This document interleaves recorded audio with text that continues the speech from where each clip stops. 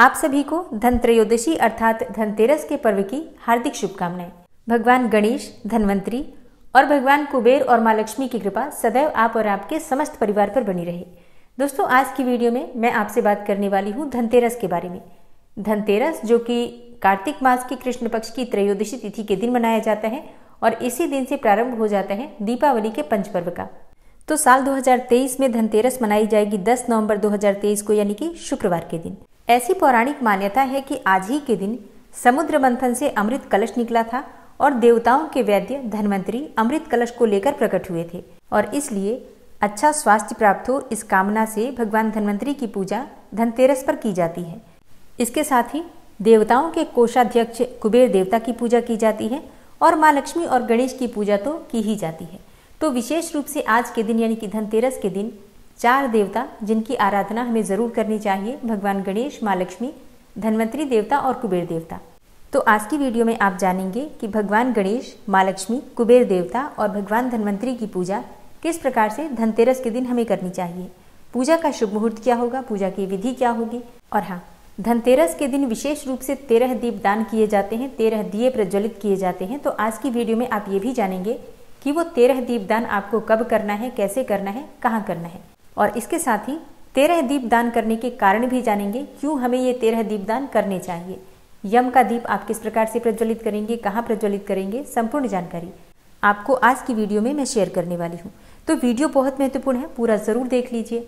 और अगर आपको वीडियो अच्छी लगे तो इसे लाइक भी जरूर कीजिए, क्योंकि आपके लाइक्स, आपके कमेंट्स मेरे लिए बहुत महत्वपूर्ण होते हैं।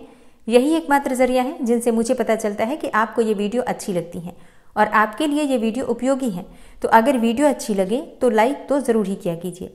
और अब बात करते हैं धनतेरस के शुभ मुहूर्त के बारे में। देखिए, त्रयोदशी तिथि प्रारंभ हो जाएगी 10 नवंबर को दोपहर में 12:35 पर और समाप्त हो रही है 11 नवंबर को दोपहर में 1:57 पर। तो धनतेरस की जो पूजा होती है प्रदोष काल में की जाती है और प्रदोष काल की पूजा का शुभ मुहूर्त हमें 10 नवंबर को प्राप्त होगा, इसलिए 10 नवंबर 2023 को धनतेरस मनाई जा रही है।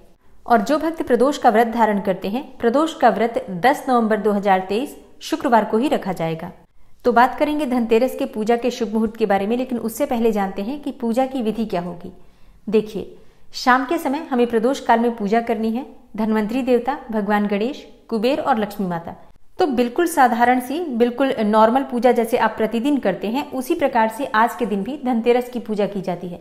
मतलब देखिए, धनतेरस की पूजा कोई बहुत बड़ी पूजा नहीं होती है, बिल्कुल साधारण सी पूजा होती है। शाम के समय प्रदोष काल से पहले आप स्नान कर लीजिए या फिर हाथ पांव मुंह धोकर वस्त्र बदल लीजिए। इसके बाद आप चाहें तो अलग से चौकी लगाकर भी पूजा कर सकते हैं या फिर जहां पर माँ लक्ष्मी, भगवान गणेश विराजित है, मतलब आपके घर के मंदिर में, वहीं पर आप पूजा कर सकते हैं। तो सबसे पहले शुद्ध घी का एक दीपक जला लीजिए। ये कर्म साक्षी दीपक है, आपको अपना कोई भी पूजा पाठ करने से पहले जरूर जला लेना चाहिए। और एक कलश की स्थापना जरूर कर लीजिए, क्योंकि धनवंतरी देवता जब प्रकट हुए थे तो कलश लेकर ही प्रकट हुए थे, अमृत कलश। और धनतेरस के दिन धनवंतरी देवता की ही विशेष रूप से पूजा की जाती है, क्योंकि देखिए, दीपावली माँ लक्ष्मी को अत्यंत प्रिय है। इस दिन धन के लिए हम पूजा करते हैं, माँ लक्ष्मी की आराधना करते हैं, लेकिन धनतेरस के दिन धनवंतरी देवता की पूजा इसलिए की जाती है कि हमें अच्छा स्वास्थ्य प्राप्त हो, क्योंकि जब हमारा स्वास्थ्य अच्छा होगा तभी हम माँ लक्ष्मी के दिए हुए वरदान को भोग सकेंगे। मतलब धन का भोग आप कब कर सकते हैं, जब आप स्वस्थ होंगे। और धनवंतरी देवता की पूजा हम इसीलिए करते हैं कि हमें अच्छा स्वास्थ्य प्राप्त हो। इसी के साथ ही जब धनतेरस होती है तो धनतेरस के दिन हम यम के निमित्त दीप दान करते हैं, ताकि हमें लंबी आयु की प्राप्ति हो, क्योंकि धन आए उसे भोगने के लिए उम्र होना अत्यंत आवश्यक है। आयु होगी, अच्छा स्वास्थ्य होगा, तभी तो आप धन का उपयोग कर पाएंगे।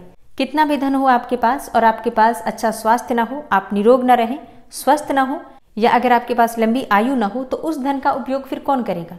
और इसलिए शास्त्रों में कहा गया है कि पहला सुख निरोगी काया, दूजा सुख हाथ में माया। तो पहला सुख क्या है? आपका अच्छा स्वास्थ्य। इसलिए अच्छे स्वास्थ्य के लिए दीपावली से पहले हम धनतेरस पर धनवंतरी देवता की पूजा करते हैं, यम के निमित्त दीपदान करते हैं। तो विशेष पूजा आज किसकी करनी है हमें? धनवंतरी देवता की। तो इसके लिए कलश की स्थापना कर लीजिए। और कलश की स्थापना आप जानते हैं आपको कैसे करना है। एक पात्र लेना है आपको, थोड़ा गंगा जल डाल दीजिए, फिर जल से इसे भर दीजिए। सिक्का, सुपारी, अक्षत पुष्प डालकर कलश के ऊपर पंच पल्लव रख दीजिए, आम के या फिर अशोक के पत्ते। उसके ऊपर एक पात्र में अनाज भर कर रख दीजिए और उसके ऊपर एक दीपक प्रज्वलित कर दीजिए। तो ये हो गई आपकी कलश की स्थापना। अच्छा, अगर आप दीप कलश बना रहे हैं तो अलग से आपको कर्म साक्षी दीपक प्रज्वलित करने की फिर आवश्यकता नहीं है। कलश के ऊपर ही आपको दीपक प्रज्वलित करना है, अलग से आपको दीपक नहीं जलाना। अब आपको क्या करना है, सबसे पहले भगवान गणपति का आपको पूजन करना है, क्योंकि भगवान गणेश की ही पूजा सबसे पहले की जाती है। तो आपके घर में जो लक्ष्मी गणेश है उन्हीं की पूजा आपको करना है। मतलब जो नए गणपति और लक्ष्मी आज आप लेकर आएंगे धनतेरस पर, उनकी पूजा हम दीपावली पर करते हैं। आज पुराने वाले गणपति और लक्ष्मी की ही पूजा की जाती है। तो अगर आप चौकी भी स्थापित करते हैं तो पुराने गणपति और लक्ष्मी को ही वहां पर स्थापित करके उनकी पूजा आपको करना है। तो सबसे पहले जल के छींटे दीजिए स्नान का भाव करते हुए, फिर वस्त्र अर्पित कीजिए, फिर धूप दीप अक्षत पुष्प अर्पित करके पंचोपचार विधि से भगवान गणेश की पूजा कर लीजिए, भोग लगा दीजिए। और फिर इसी प्रकार से आपको माँ लक्ष्मी की भी पूजा करनी है, स्नान का भाव कर लीजिए, फिर धूप दीप अक्षत पुष्प अर्पित करके विधि विधान से माँ लक्ष्मी की पूजा कर लीजिए। इसके बाद धन्वंतरी देवता और कुबेर देवता की पूजा होगी। तो अगर आपके पास फोटो है, मूर्ति है कुबेर देवता की या फिर धन्वंतरी की, तो आप उस प्रकार से पूजा कर सकते हैं। नहीं तो आपको क्या करना है, एक पान का पत्ता ले लीजिए, उस पान के पत्ते पर थोड़ा चावल रख दीजिए और सुपारी में कलावा लपेटकर कुबेर देवता और धन्वंतरी बना लीजिए। मतलब 2 सुपारी में कलावा लपेटकर और धन्वंतरी देवता और कुबेर मानकर जल के छींटे देकर स्नान का भाव कर लीजिए। फिर कलावा तोड़कर अर्पित कर दीजिए वस्त्र स्वरूप में। उसके बाद अक्षत पुष्प धूप दीप अर्पित करके विधि विधान से धन्वंतरी देवता और कुबेर की भी पूजा कर लीजिए। और इसके बाद जो भी आपके पास सामग्री उपलब्ध है, फल या मिठाइयाँ, उनका भोग आप लगा सकते हैं। यहीं पर आपको एक और कार्य करना है। जो भी सामग्री आप आज खरीद कर लाते हैं, जैसे कि आप धनिया खरीद कर लाते हैं या फिर मिठाई खरीद कर लाते हैं, कोई बर्तन खरीद कर लाते हैं, आभूषण खरीद कर लाते हैं, तो जो भी चीज़ें आप खरीद कर लाएंगे वो सारी चीज़ें वहीं चौकी के पास रखी जाती हैं, या फिर जैसे घर के मंदिर में पूजा कर रहे हैं तो घर के मंदिर के पास रखी जाती हैं। और जो आप धनिया लेकर आए हैं वो धनिया सभी देवी देवता जो कि चौकी पर विराजित है, जैसे कि भगवान गणेश, कुबेर देवता, माँ लक्ष्मी और धन्वंतरी भगवान, सबको अर्पित कीजिए 2-2 4-4 दाने, जैसे कि हम अक्षत अर्पित करते हैं उसी प्रकार से। और अगर आप बर्तन या आभूषण खरीद कर लाते हैं तो वो सभी चीज़ें चौकी पर अर्पित कीजिए, माँ लक्ष्मी के सामने अर्पित कीजिए। पूजा देखिए इन सभी चीज़ों की हम दीपावली पर करते हैं, पर ये सारी चीज़ें माँ लक्ष्मी के पास ही रखी जाती हैं। और हाँ, इन चीज़ों का प्रयोग दीपावली के बाद ही किया जाता है। चाहे आप बर्तन खरीदते हैं या फिर कोई गहने खरीदते हैं, कोई भी चीज़, तो इनका प्रयोग हम दीपावली के बाद करते हैं, तब तक ये पूजा स्थल पर ही रखी रहती है। अच्छा, एक और चीज़ आपको करना है, जैसे कि आज हम धन्वंतरी देवता की पूजा करेंगे, तो धन्वंतरी देवता आरोग्य के देवता हैं, अच्छे स्वास्थ्य की प्रार्थना करते हैं हम उनसे। तो आपको क्या करना है, अगर आपके घर में कोई भी व्यक्ति है जो बहुत समय से बीमार है और ठीक नहीं हो रहा है, तो आयुर्वेदिक दवाई आज के दिन आपको धन्वंतरी भगवान को अर्पित करना है और उनसे प्रार्थना कीजिए अच्छे स्वास्थ्य के लिए, लंबी आयु के लिए। तो जल्दी ही आपको उस दवाई को ग्रहण करने से भगवान धन्वंतरी की कृपा से अपने स्वास्थ्य में सुधार देखने को मिलेगा। और इसी प्रकार से आपको कुबेर देवता से प्रार्थना करना है। भगवान कुबेर देवताओं के कोषाध्यक्ष हैं, तो अच्छे धन की प्राप्ति के लिए, मतलब आपके घर में हमेशा अन्न और धन का भंडार भरा रहे, इसके लिए कुबेर देवता से प्रार्थना करनी चाहिए। पूजा पूर्ण करके उनकी आरती कर लीजिए। और पूजा करते समय मौन रहकर पूजा नहीं की जाती है, तो मंत्र जप जरूर करते रहिए। भगवान धन्वंतरी के मंत्र का आप जप कर सकते हैं। ओम धन्वंतराय नमः, ओम कुबेराय नमः, कुबेर देवता का मंत्र है। ओम श्री गणेशाय नमः, ओम माँ महालक्ष्मी नमः। इस प्रकार से किसी भी मंत्र के द्वारा आप पूजा कर सकते हैं।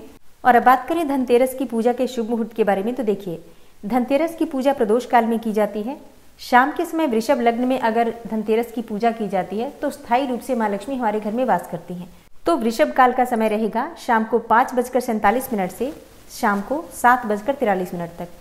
और प्रदोष काल की पूजा का शुभ मुहूर्त रहेगा शाम को 5:30 से रात्रि 8:08 तक। जो भक्त प्रदोष का व्रत धारण करते हैं इसी समय में भगवान शिव की माता पार्वती की पूजा कर सकते हैं। अच्छा, आज एक विशेष कार्य किया जाता है, यम के निमित्त दीपदान किया जाता है। तो यम के निमित्त दीपदान आपको कब करना है, शुभ मुहूर्त क्या है, देखिए यम के निमित्त दीपदान जो किया जाता है अलग अलग स्थानों पर अलग अलग समय होता है, अलग अलग परंपरा होती है।